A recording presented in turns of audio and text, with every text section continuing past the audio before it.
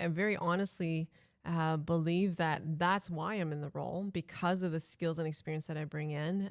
It is a fact that I'm the first female. It's probably a fact that I'm the first Asian. Probably the fact that, there's a bunch of other things about me. I'm probably the first. Like, so if you really want to be a first in something, there's got to be something. The trifecta. Yeah. For me, though, when I think about what it means to be the first female, at the end of the day, it is about the skills and experiences that I bring. Right. The packaging that I have is just that. And when I talked to a lot of students, so previously I talked to a lot of students about, and I would do like women in trades events, right? And talk to high school students about coming into the trade. And I always remind them that, listen, we're a skilled trade for a reason, right? We're measured on our skill. The reason why, when I had my shop, people would come into our shop because they believed we could fix the car, right? Maybe bonus that like a female is fixing it. I've never had a customer say that, the reason why was because of what I identified as.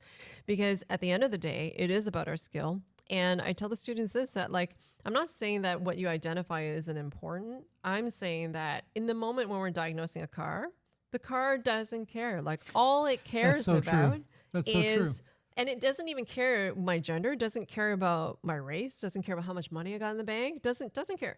It just needs to know that I can fix it, right? And so for that moment, we got to remember it is about our skill.